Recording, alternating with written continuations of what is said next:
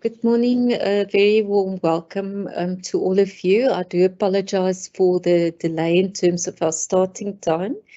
We are just experiencing some technical challenges, but hopefully we've sorted that out now. So I'm Lisa Daisel. I'm from the Unisa Directorate for Counselling and Career Development. And today we are very excited to welcome Nomsa Mdhluli, who will be talking to us about transforming your side hustle into a profitable business. With me, I've got my colleagues, Mrs. Mandu Makanya and Mr. Beki Mzobe, who will also be assisting me with parts of our event. In terms of the program, we are starting with a welcome, which I'm doing now. And Mrs. Makanya will then be doing a short introduction to our speaker.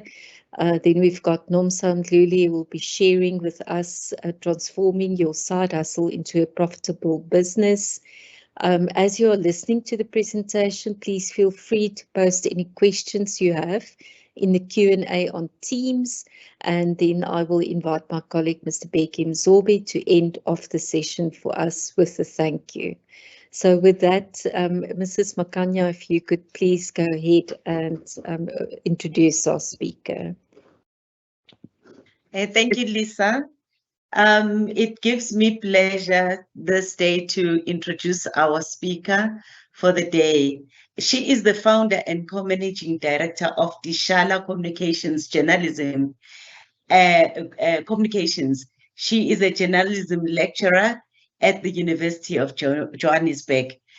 Nomsa is a revolutionizing the world of public relations with a unique approach to storytelling. With a background as an award-winning broadcaster, Nomsa has mastered the art of captivating audiences and sparking meaningful conversations. 6 years ago, she founded Tishala Communications, a company dedicated to helping corporate clients share their groundbreaking ideas, innovations, and successes with the public and business communities. She is particularly excited about promoting clients in the technology innovation, artificial intelligence, and edutech sectors, recognizing the importance of these industries in shaping their future. Tishala Communications has achieved numerous milestones, including working with prestigious clients like the South African International Film Festival. The agency has also played a crucial role in Africa's first ever artificial intelligence event and was entrusted with the responsibility of bringing the world's largest gaming trade event to Africa. Nomsa's voice may be familiar to many as she previously anchored the morning news on SAFM and provided insightful analysis and commentary on the country's top stories. In 2017, she received the Liberty Radio Awards prestigious Best PBS Newsreader Award, a testament to her exceptional performance and dedication. Her media career in 2010 with Prime Media Group in Cape Town. She worked as a radio news anchor, reporter, and producer for various stations, including Cape Talk, KFM, Radio 702, and EWN. In 2014, she moved to Prime Media's head office in Johannesburg, where she honored her presenting and production skills. Nomsa's expertise extends beyond broadcasting and public relations. She holds a BA in communication science and an honors degree in media studies with the University of South Africa, as well as a master's degree from Liverpool John Moores University in the UK, providing her with a deep understanding of the media landscape. As a lecturer in journalism at the University of Johannesburg, she shares her knowledge and experiences with aspiring journalists and communicators, shaping the next generation of media professionals. Ladies and gentlemen, please help me welcome on our virtual stage, Ms. Nomsa Mdhluli. Thank you, Lisa. Thank you, Mrs. Makanya. Nomsa, would you mind just going ahead? I'm just going to share your presentation quickly from my side. Thank you so much to Unisa and Mrs. Makanya for inviting me just to share my story. I always say I'm actually an accidental entrepreneur. Entrepreneur found me. But I also believe that, you know, when opportunities present themselves to you, you've got to grab them and make the best out of them.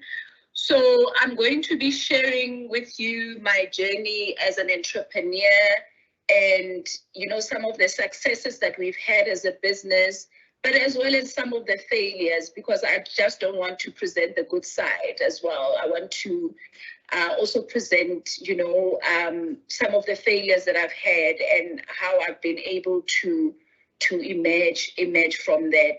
So I am originally from Mamelodi, born and bred there, and I attended school there as well.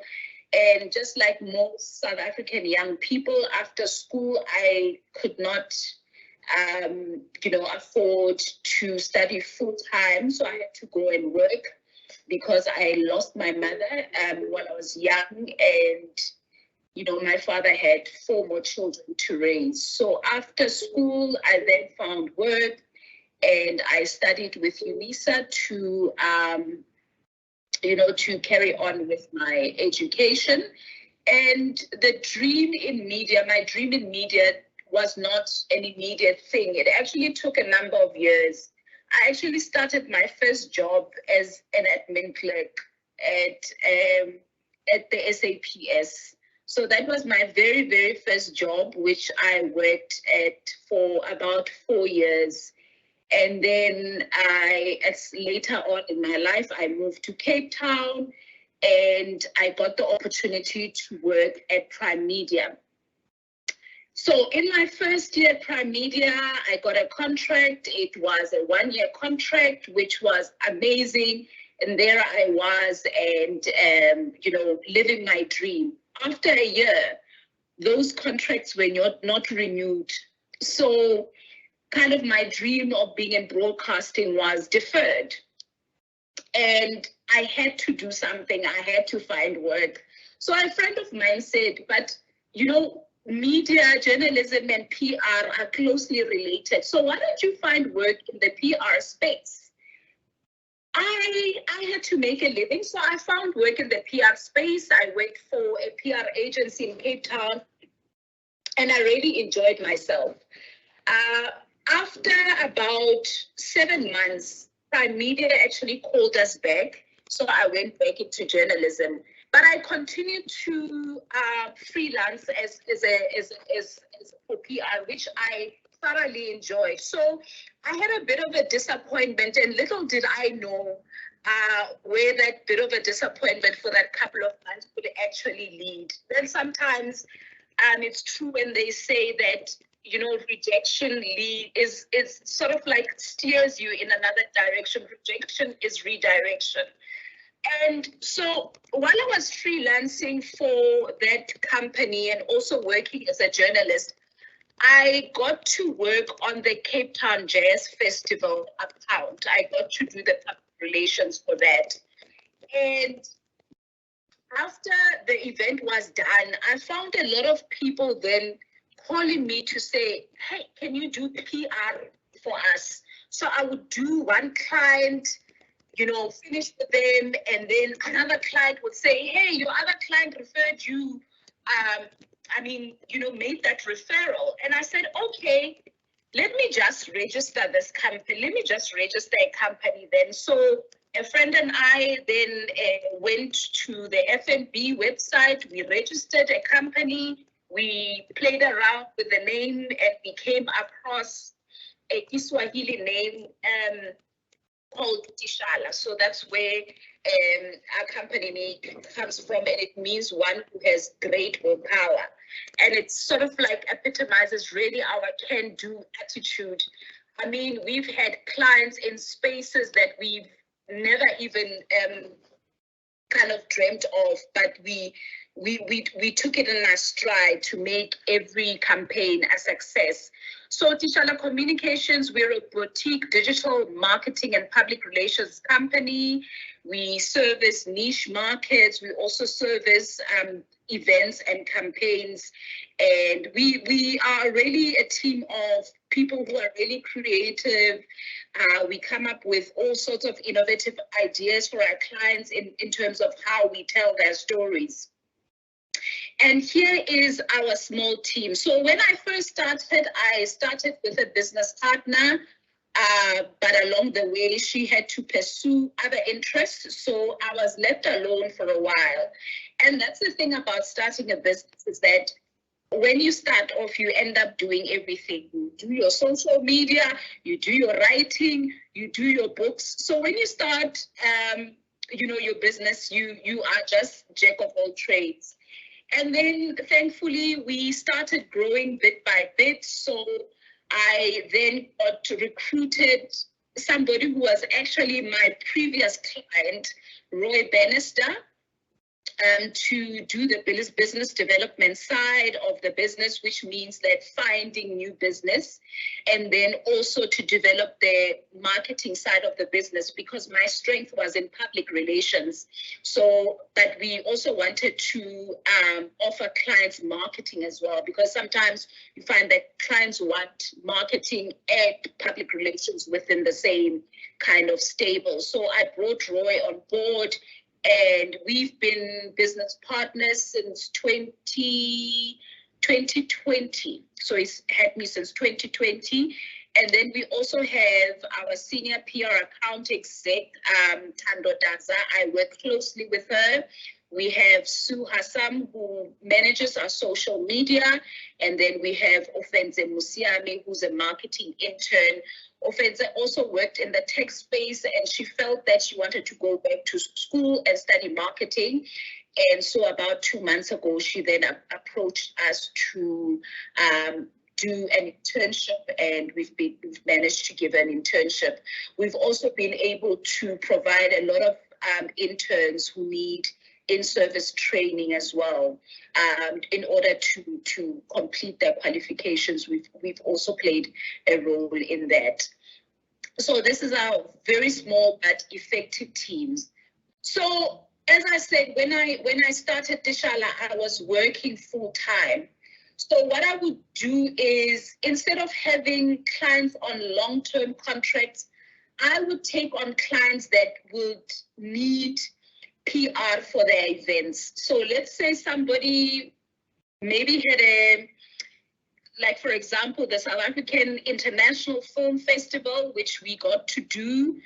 For example, it took place from the 1st to the 10th of March. So what we would do is that we'd have a 3-month contract with a client, and then after 3 months, the contract is over, another client comes, and so forth and so forth, because I just did not have the capacity at that time to take on long-term clients, because I still had my work at the SABC and I was studying as well, but I was providing a service and I was doing what I enjoy. So we've been very fortunate to have worked with different forms of clients. We've worked with Ice Africa. Ice Africa was the first gaming event on the African continent. We got to do the publicity for them, got to kind of, get interviews for them, because that's what PR is about. So if your client has a product or they have a messaging that they want it to go out there to the public, so we are the building block between the public and the media. So what we do is take the client's messaging to the media. So there, a lot of the times you'd find business people on TV or somebody talking about an event that they're having on the radio. That is the role that publicists like myself plays. Basically, we make people famous by exposing them to those media platforms, because we have the relationship with the media.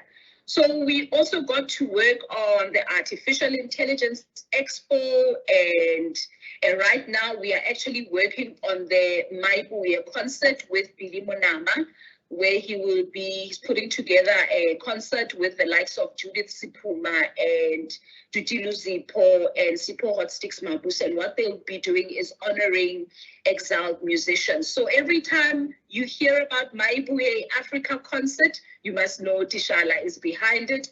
We are also currently also doing a PR for an event called Kasi Worship. So that's how I started the business. And then, you know, as time grows, you feel that you want your business to be more sustainable in terms of income coming in on a more regular basis.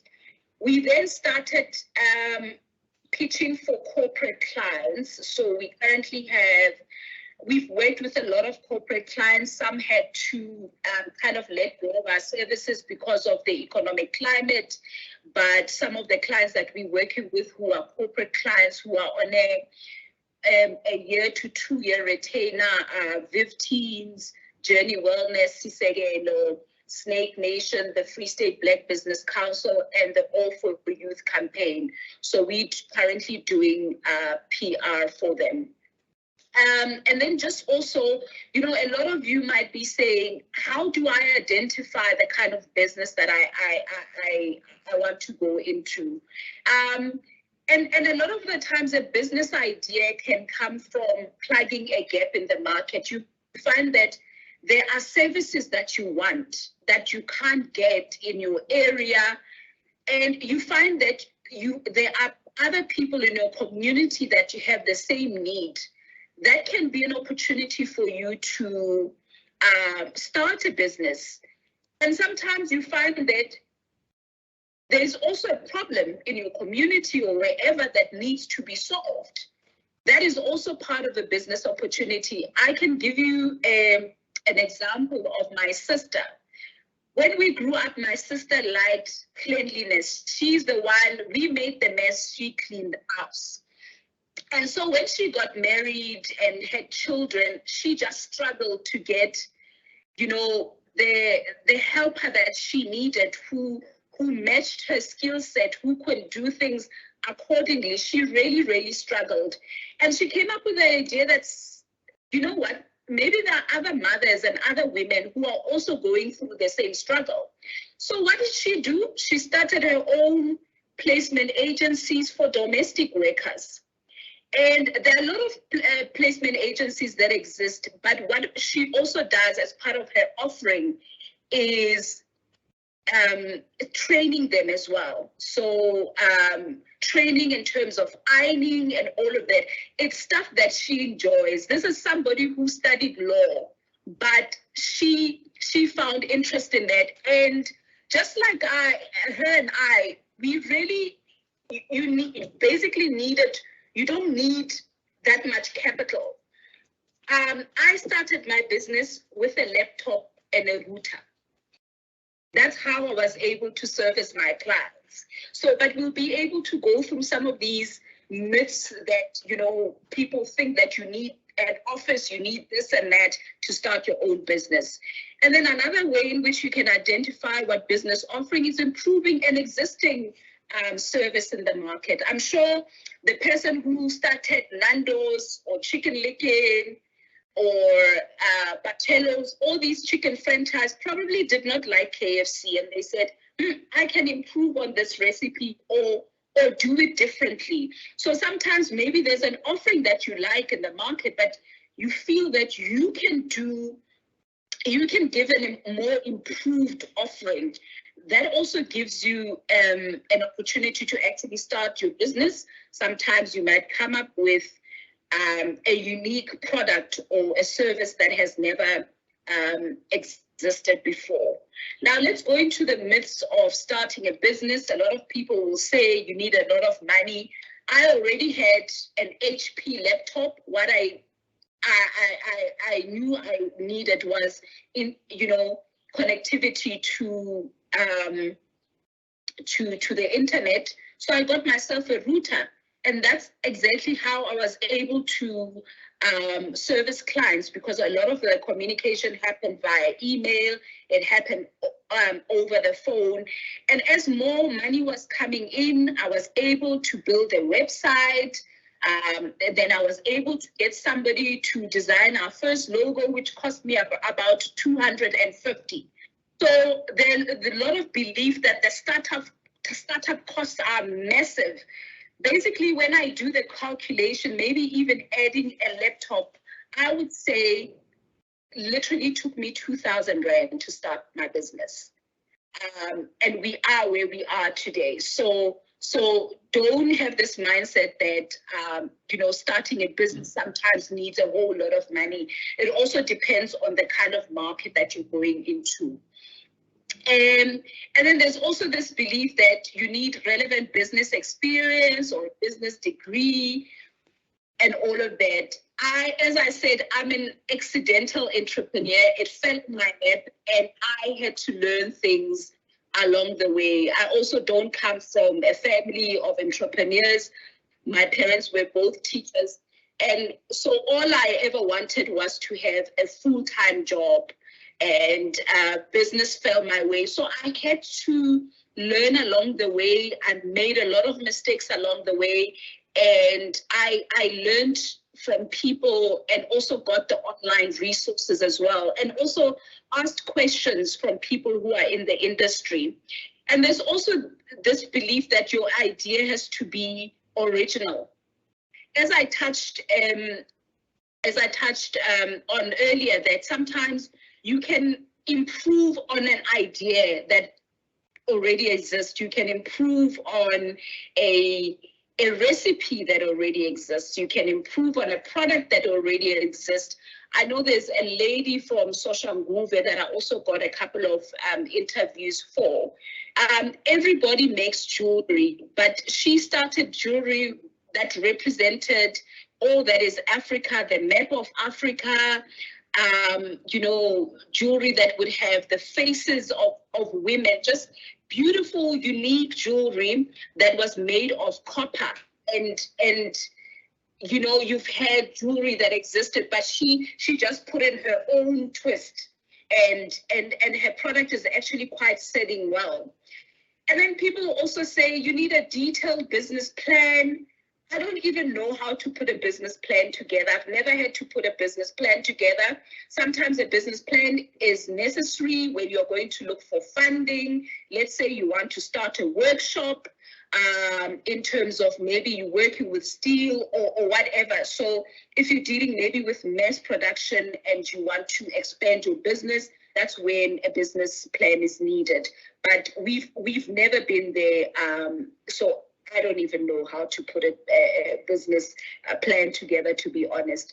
And then the people, you say you can't start your business while having a full-time job.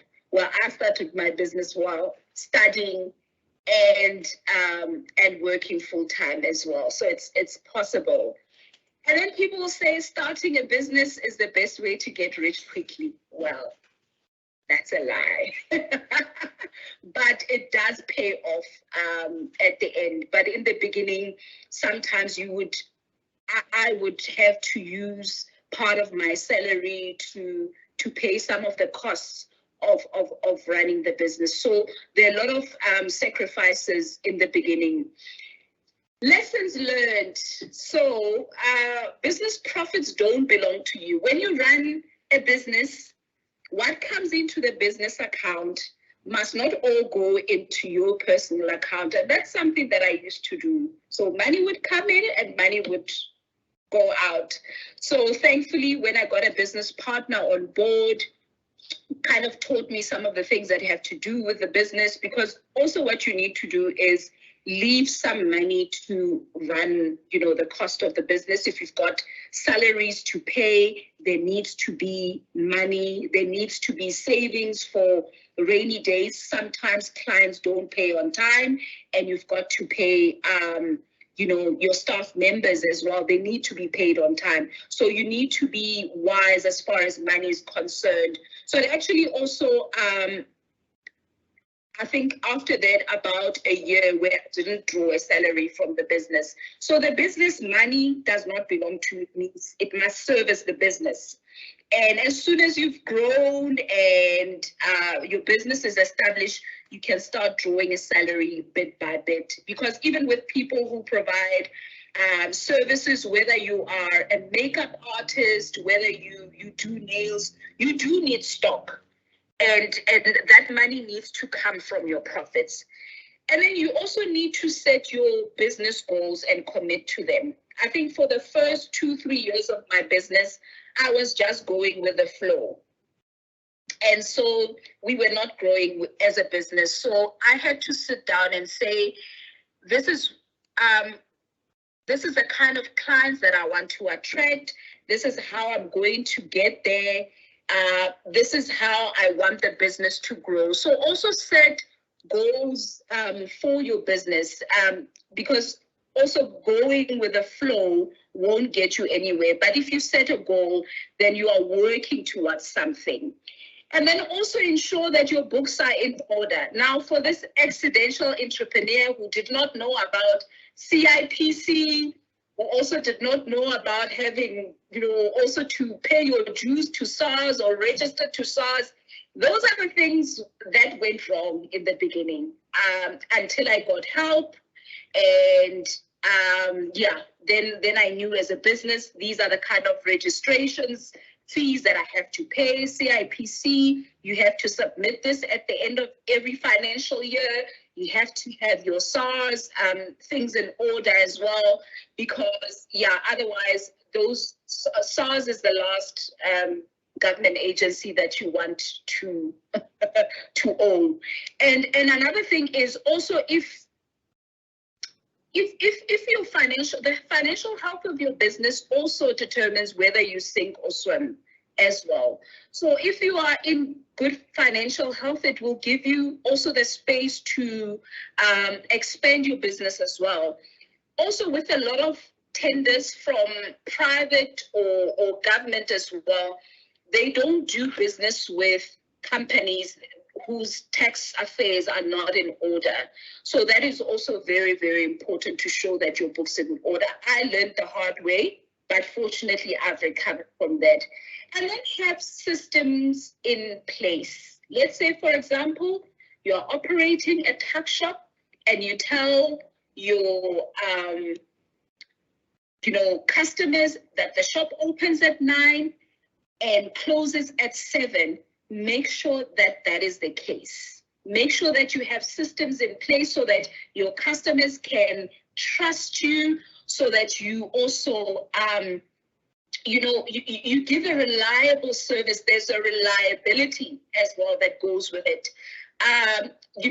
Whether you own a shop or you are doing hair, let's say you are braiding and a customer puts in an appointment for 9 o'clock.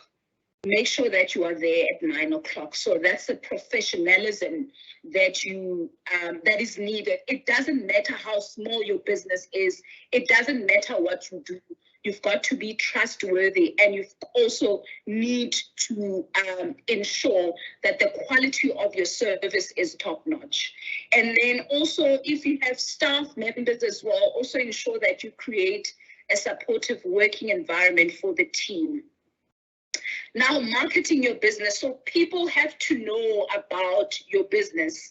And we are so fortunate these days that we've got social media, which is a great tool. A lot of us use social media for socializing, but can also be a very great marketing tool. So going back to giving every client that you have your best, one thing that will also help in marketing your business for free is word of mouth. And this is testimony of my business. Literally 90% of the clients that we've serviced at Tishala Communications have been referrals by previous clients. And it doesn't matter whether a client has a 5,000 Rand budget or a 500,000 Rand budget, we give them the best. We give them what we have promised them. And sometimes we exceed expectations. And when you if you offer people great quality service, to your existing clients, they will refer others to you. And for me, I have seen that with our business. Also use social media wisely. I know a lot of us share where we've been having our lunch or what we've been doing socially, but it's a great marketing tool because you find that a lot of you have 500, 5,000 followers on social media. Those are your potential clients. So if you also use these tools in order to showcase your work, whether you've done somebody's makeup or you've done somebody's hair or you've done somebody's nails, or you've just sold your service to another customer, showcase all that, because that's how you get to showcase what you offer to a potential client. And that's how we've managed to also get some of our new clients as well, because what we'll also do is every time our client will have an interview, maybe at the SABC or a radio interview, wherever, we'll actually share the clips of those interviews so that an existing client can see who, if they're able to do this for this person, they'll be able to do that for my business as well. So also use social media to your advantage. It's a great tool and it's free. And then you also get Google reviews and so on. Also going back to, in terms of, the word of mouth. If you've done a good service, you can ask your register on Google Business, and then ask your potential clients as well, or your clients, to leave reviews there. That also helps because a lot of the times, also when I'm looking for a business, or when I'm looking for a service, I'd actually go into Google reviews and see what people are saying about that particular company or that particular service provider. So if you trust your services, always refer your clients to Google reviews as well.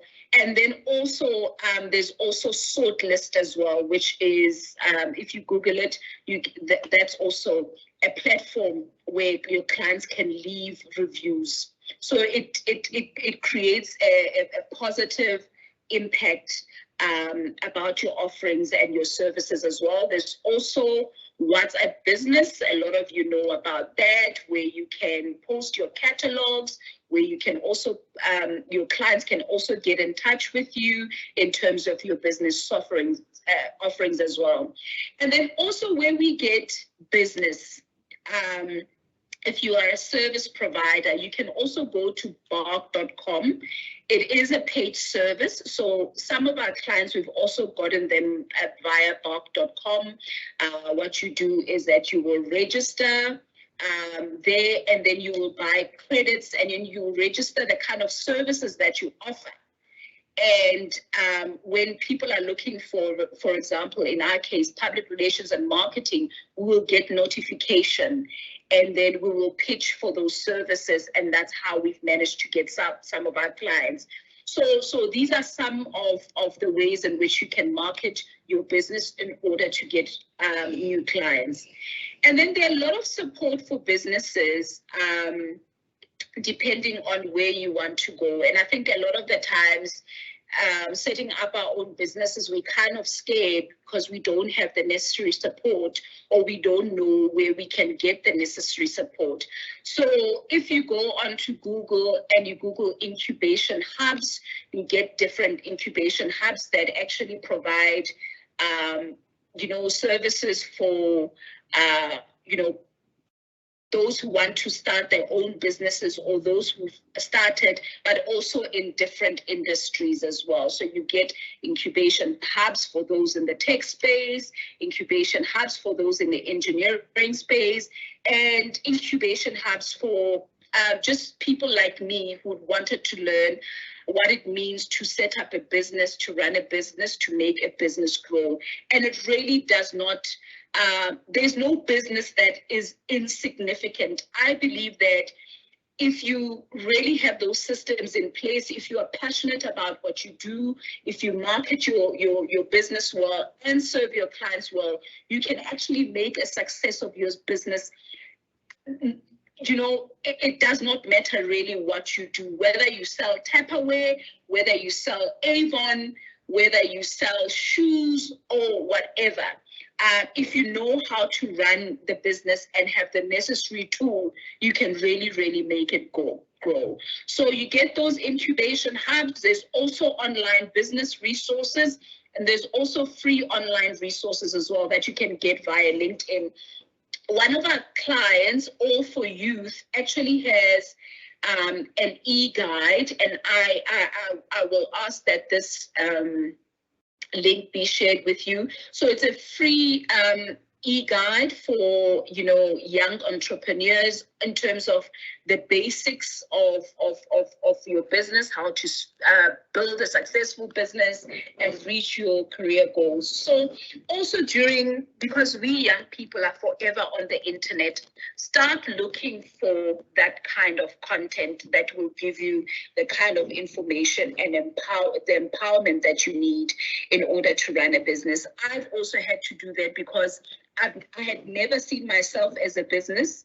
And when a business finally came, I had to be intentional about running it well and making sure that it's a success. So these are some of the resources that I had to consult as well.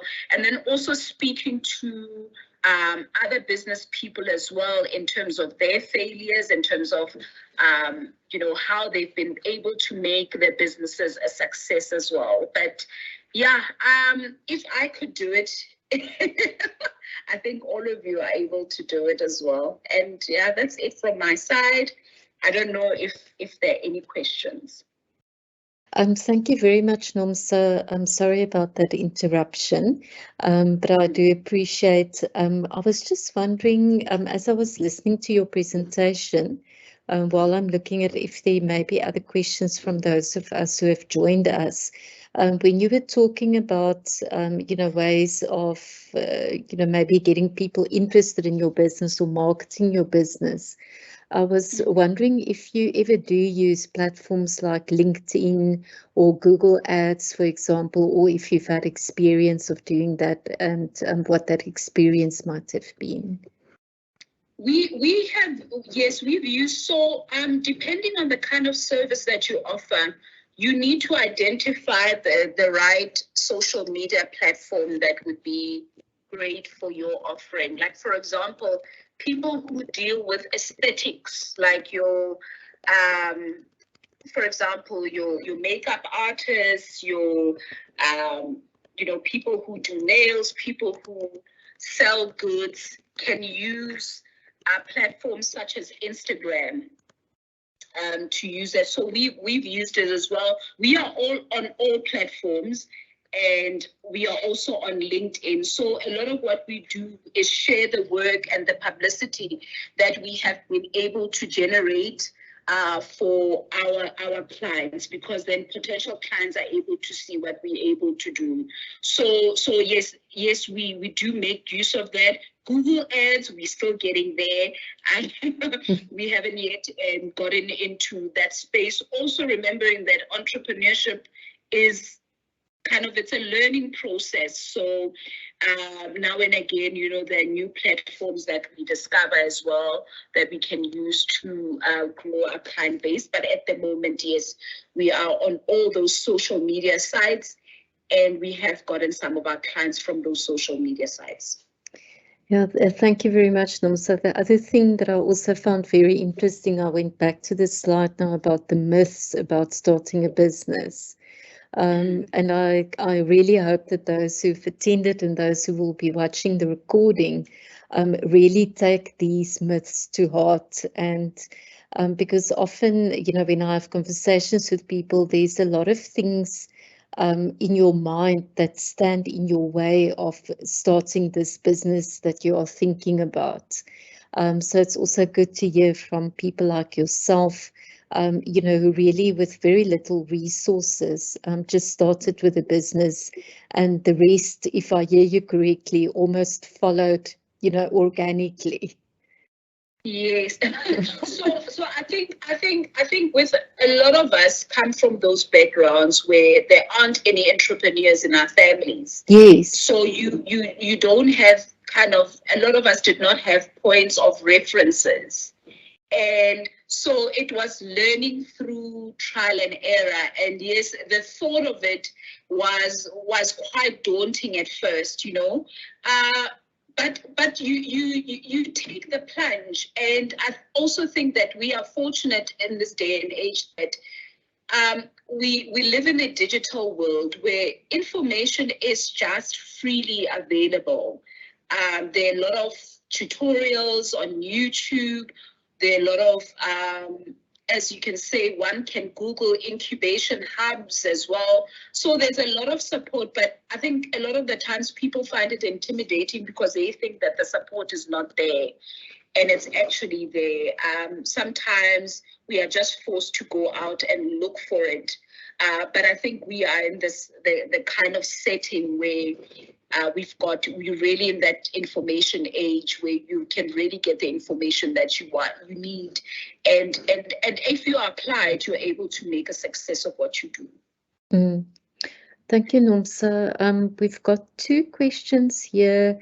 Somebody was asking, please advise how to get past fear of the unknown when you start your business or want to start your business. How do you get past that fear of the unknown, of not knowing?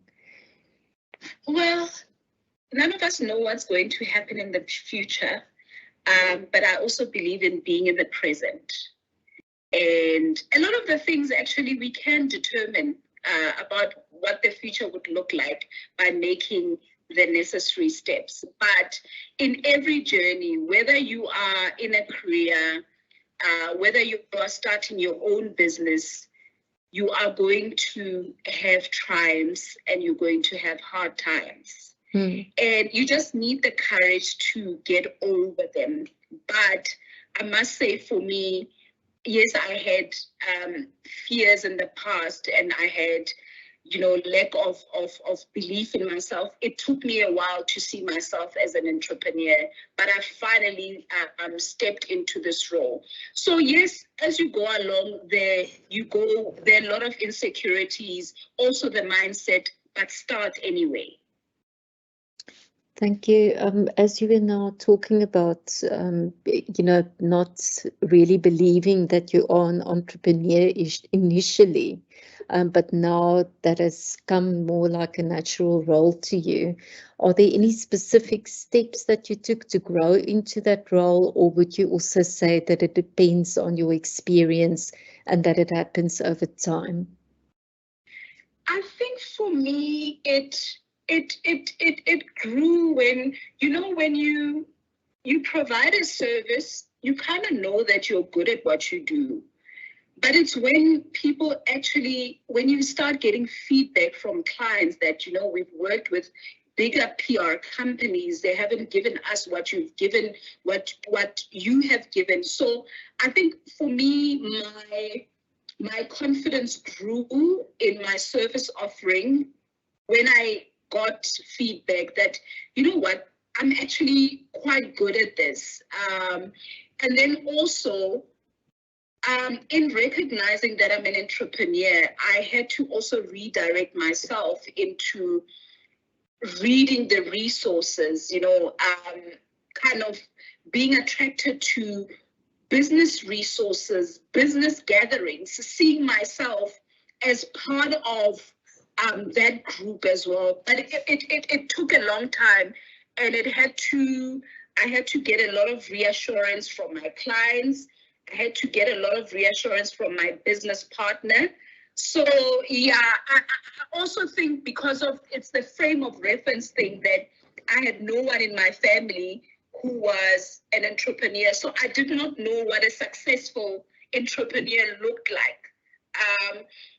So hopefully I can become that for other people. Now I'm quite confident in my role, still growing, but I know that I have a role to play in the space. Thank you, Nomsa. So what I'm also hearing, which might be important for others to consider, is that the role of your network and really surrounding yourself with people who are entrepreneurs or people that you think you can learn from, that could be quite an important aspect of this journey. That is very, very, very important. And yeah, so one has to really be intentional about it, because somebody said a saying that you must hang around with the people that you want to become. Yes. And also what I've also learned is that people are really willing to help when you really know what you want, but you don't know how to get there. There are people who are willing to mentor you. And sometimes it does not necessarily mean one-on-one mentorship. Like, there are a lot of business people that I looked up to. I would read their books, I would watch their YouTube tutorials, I would go and listen to their talks. So if you want to grow as a business person, you also need to align what you watch, what you read, the kind of events that you attend into. Do they also align with your goal as well? Because if you are going to want to grow your business and all that, but the stuff that you read, the stuff that you watch, watching TV all day without learning anything, without, kind of engrossing yourself with stuff that will make you grow, that will not help. So it also helps to, also hang around with people. I found that, yes, I have my friends, people that I've grown up with who are in totally different kind of careers. But I also have, and I've seen that my network is slowly changing, and that I'm also having a network of entrepreneurs as well who can be part of that support system that I need. Thank you, Nomsa. There's also a question from somebody, if you can recommend any type of businesses for students who need to survive. Okay, that's a very tough one. I think, first of all, because I can recommend a business, that is it really your passion? Do you have the acumen for it? So, because a lot of business actually come from the passion that we have. I've always had a passion for communications. So I always knew that whatever I do, even the business that I have, aligns with my gift and aligns with my passion. So I think what you need to do is sometimes go on a journey of self-discovery and know what you're good at. Are you good with your hands? Perhaps you can fix people's things on a part-time basis. There are students who do that. Are you good with sales? There are people who, I'm like the worst person in sales, but there are people who are able to sell goods, any goods, whether it's earrings, whether it's sneakers, any form of goods, people who even sell Tupperware or Avon and all of that just to make an extra income. So you've got to know what your strengths are and where your passion lies. I'm also just returning to the slide that you shared with us about identifying a business offering. So of course it's very important to know yourself, but what really stuck with me is when you spoke about identifying the problems that you see around you, and then linking what is it that you can offer to help other people solve their problems. That's the one point that really stood out for me. Yeah, like an example that I made with my sister who started this, placement for domestic workers. People are getting busier and busier, so they need extra help in the home. And so she's actually made those services, recognizing that as a working woman, she had the same need. And sometimes if you have the same need, the person next door and the person next door could have the same need. And that's how you can actually set up a business from there. and something that she was passionate about. She saw a problem in her life, and she managed to resolve the problem for others, and it became a business for her, and it's really, really a profitable business. Yeah, thank you. That's very interesting how, in an attempt to solve our own problems, we find other people who have similar problems, and there we have a business. There's an opportunity. I know of a young guy that was actually running a business to clean people's sneakers. We don't have time anymore to sit on weekends and clean all our sneakers. And some people have a collection. But he saw that gap in the market, and people bring in their sneakers and they get clean, and he cleans them and he gets money. Yeah, so it's always interesting for me to go and take a look at how people have started businesses, what made them think of a specific idea.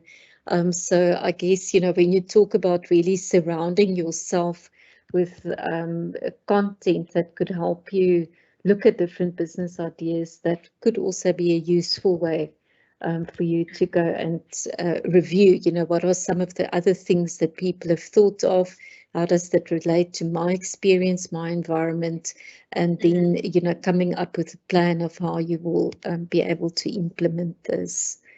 Yeah, absolutely. And then sometimes you might have a business idea that you're really not confident in or not sure whether it will work. Those incubation hubs are really also help in terms of refining your business idea and how you can go about that. So there's also a lot of support. Okay, thank you, Nomsa. That's the last question for now, but the question and answers are still open on the Teams platform. So as you are just listening to my announcements, you are welcome to ask any further questions that you may have, and then we will ask Nomsa to assist us with those questions before we end the session. So from our side, just a reminder of the Virtual Grad Expo.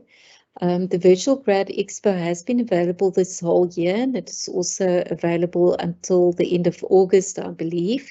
And the idea is that it's an online platform where you are able to engage with employers, professional organizations, and even other higher education institutions.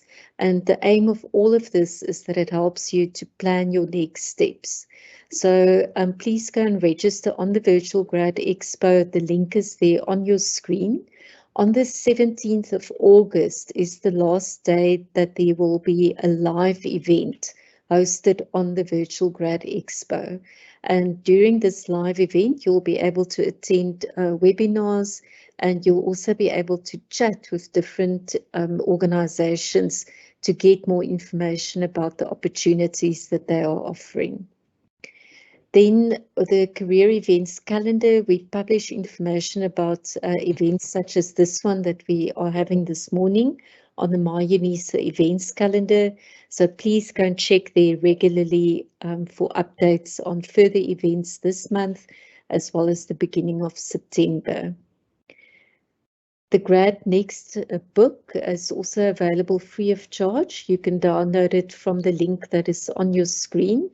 You will note that there's a lot of information in this book that will help you, for example, manage your money, your personal branding, how to look for jobs, also starting your own business, preparing for interviews, networking, writing CVs and cover letters. So please also go and download this book. As I said, it contains a lot of valuable information, again, to help you plan your next steps or to be ready for opportunities as these come along. Then from our side, we would really love to hear from you. So if you have any feedback, questions or suggestions, please send an email to Mrs. Mandu Makanya. Her email is there on the screen. And you are also welcome at any stage during your journey to contact a Unisa counsellor. You can send us an email to counselling@unisa.ac.za. You can also book an online appointment on Microsoft Teams using the link on your screen. You can also contact a counsellor at any of our Unisa regional offices to make an appointment for counselling in person. Then on our website at www.unisa.ac.za/counselling, there's a lot of information on our website related to planning your career, preparing for employment, personal development, as well as study skills. And then finally, on our YouTube channel, youtube.com/Unisa Careers, we publish or upload recordings of all these career events that you can go and look at a later stage and also share with others. So please take some time to visit our YouTube channel, and while you are there, also remember to subscribe. So from my side, those are the announcements. I just want to check, for now, I don't see any further questions, but I'm going to invite my colleague, Mr. Beki Mzobi, if he could just end off the session for us. Thank you, Lisa, and good day, everyone. I take this opportunity on behalf of my colleagues and the entire Directorate for Counseling and Career Development at Unisa to express my sincere thanks to our guest speaker today, Ms. Nomsa Mdhluli, for a very informative and inspiring presentation. Thank you, Nomsa, for sharing your journey with our students. Your story will serve as an inspiration to students who are hustling out there. I also learned from your story that you don't need millions of rand to start, but you can start with what you have. As you mentioned that you started with a laptop and a router. You mentioned the importance of professionalism in a business. You also mentioned the ways that you can market your business without spending not much of money.